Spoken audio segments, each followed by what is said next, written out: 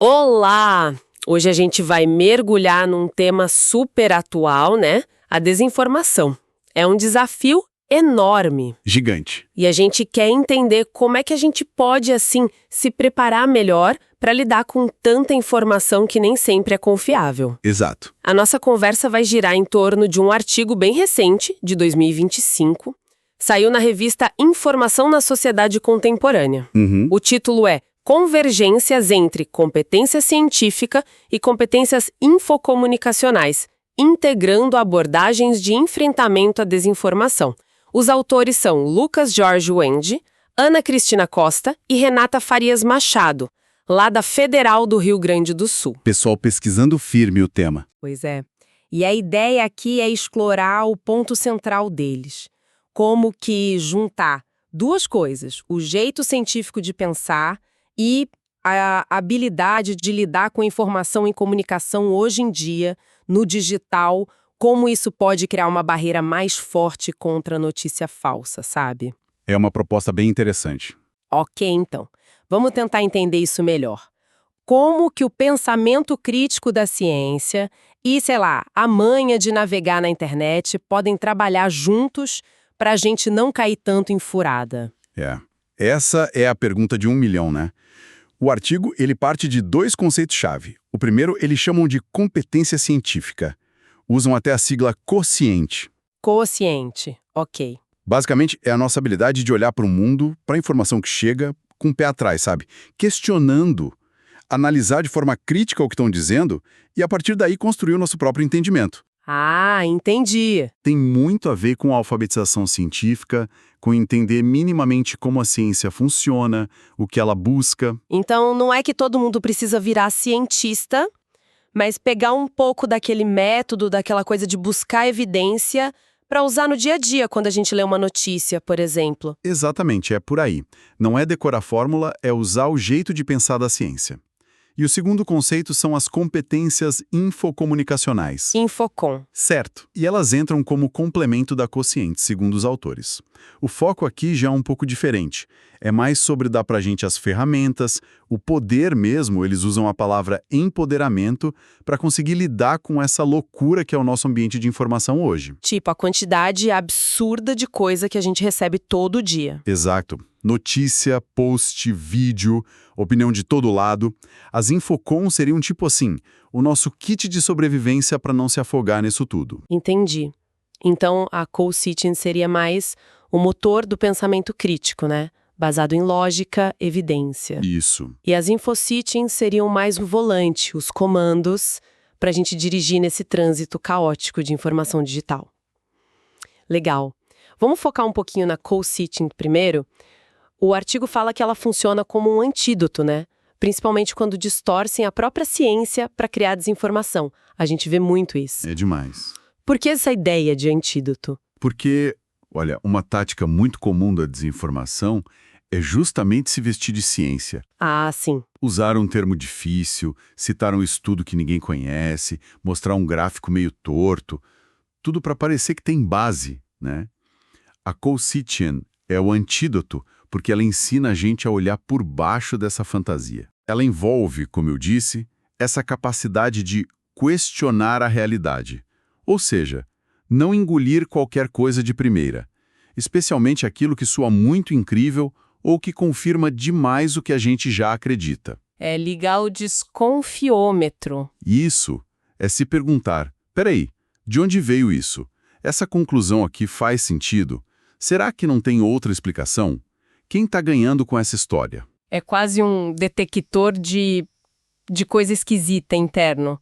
Se algo parece bom demais para ser verdade ou muito conveniente para um lado só, a Convict já dá um sinal amarelo. Perfeito. É esse o mecanismo. A análise crítica e essa construção ativa do conhecimento, que são o coração da Convict, treinam a gente para ser mais ativo e menos, digamos, passivo diante da informação. Entendi. Como ir apurando o paladar, sabe? Com o tempo você começa a sentir o gosto estranho de uma informação meio manipulada, sem base sólida. O artigo insiste que essa postura, essa cultura de questionar, tem que ser cultivada, idealmente desde cedo. Para formar cidadãos mais preparados, né?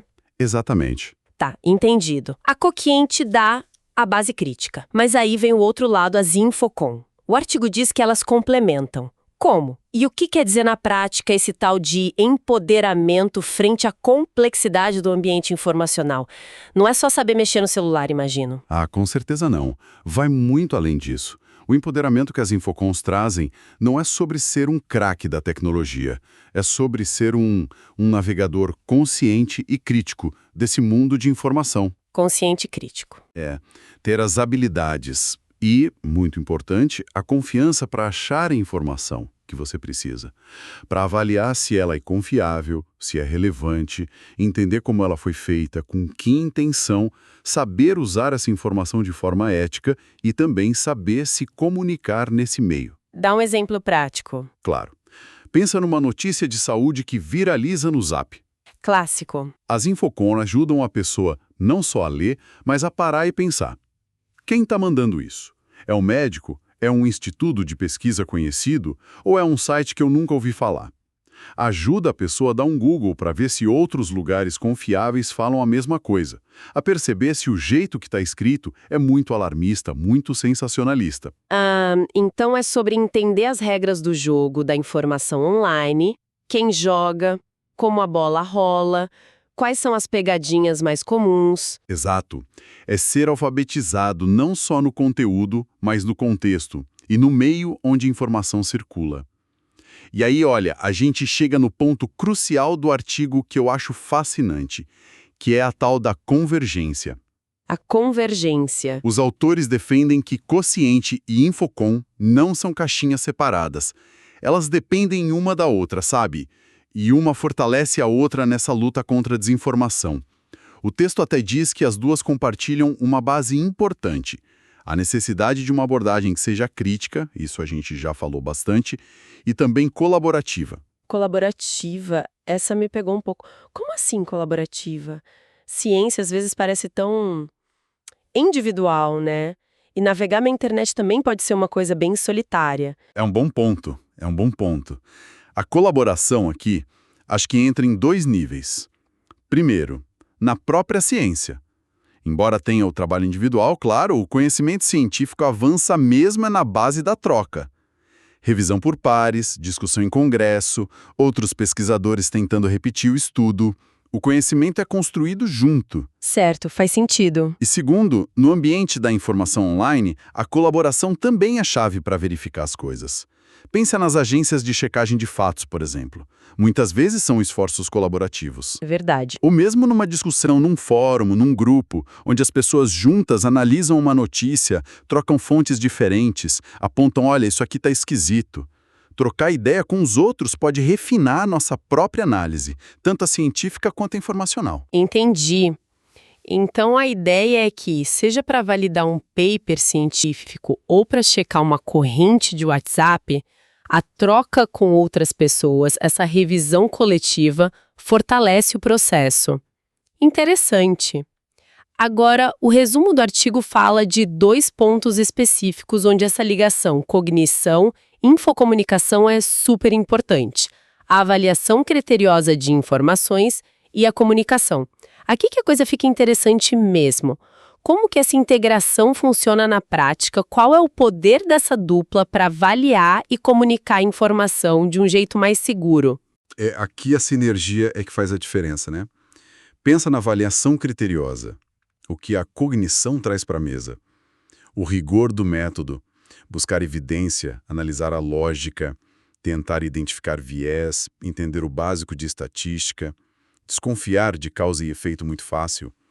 Ela ajuda a avaliar o conteúdo da informação. Ok, a substância. Isso. Mas aí vem a Infocom, que ajuda a avaliar o contexto e a forma. Ela nos ajuda a perguntar: tá, o argumento parece fazer sentido, mas quem está dizendo isso? Qual a credibilidade dessa fonte? Esse site aqui costuma publicar coisa séria ou só notícia caça-clique? O jeito que a notícia está escrita, o título, as imagens. Estão querendo mais chocar ou informar? A Quociente analisa o quê? A Infocom analisa o quem, o onde e o como. Excelente. É como ter 2 filtros mesmo trabalhando juntos. Um olha a qualidade do líquido, se a água é limpa ou não, Exato. e o outro olha a garrafa, o rótulo, para ver se não estão tentando te vender água suja numa embalagem bonita.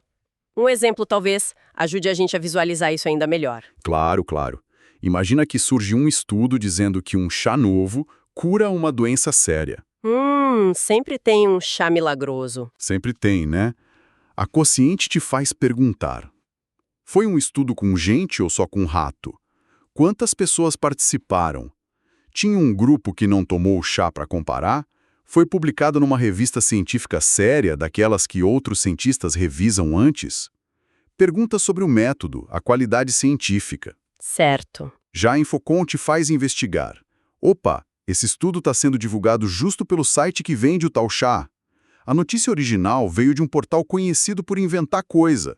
Outros sites de saúde confiáveis, tipo Ministério da Saúde, grandes hospitais, estão falando disso ou é só esse site aqui? Nossa, muito claro. Viu como as perguntas são diferentes? Mas as duas são essenciais para não cair na armadilha. A Quociente avalia se a ideia tem pé na ciência, a Infocom avalia se a fonte e o jeito que a informação chegou são confiáveis no mundo digital. Perfeito, ficou cristalino. E na parte da comunicação, como que essa dupla Quociente e Infocom age junto na hora de não só consumir, mas também de produzir ou compartilhar a informação? Aqui a combinação também é fundamental. A Quociente dá a base para a gente se comunicar de forma responsável. Ter clareza do que é fato comprovado e do que é só opinião, ter cuidado na hora de apresentar um dado, ser transparente sobre de onde veio a informação, reconhecer quando a gente não tem certeza de algo, isso é super importante na ciência. A honestidade intelectual. Honesta. Por outro lado, a Infocom entra com as habilidades para entregar essa mensagem de um jeito que funcione no ambiente digital. Como que eu adapto a linguagem para falar com diferentes públicos online? Qual a melhor rede social para compartilhar uma informação científica verificada? Como que eu entro num debate online sobre um tema polêmico de um jeito construtivo, sem só jogar lenha na fogueira? Como usar um gráfico, um vídeo curto para explicar uma ideia complexa de um jeito que as pessoas entendam, mas sem simplificar demais a ponto de errar? Entendi. Uma garante a qualidade e a integridade do que você vai dizer, consciente, e a outra garante que a mensagem chegue bem, seja entendida e funcione no meio digital, Infocom. Parece uma combinação realmente poderosa para lidar com a desinformação, que muitas vezes joga justamente com o contrário. Argumento fraco, falta consciente, mas numa embalagem super chamativa e enganosa explora a nossa falta de Infocom. É exatamente essa a lógica que o artigo propõe, se a gente conecta isso tudo. O argumento central deles é que essa integração consciente plus Infocom prepara a gente de um jeito muito mais completo para o mundo de hoje. Não adianta ser um gênio da física se não sabe como navegar na internet e se comunicar por lá. E também não adianta ser o rei das redes sociais se falta o pensamento crítico para filtrar o caminhão de informação que passa por ali todo dia.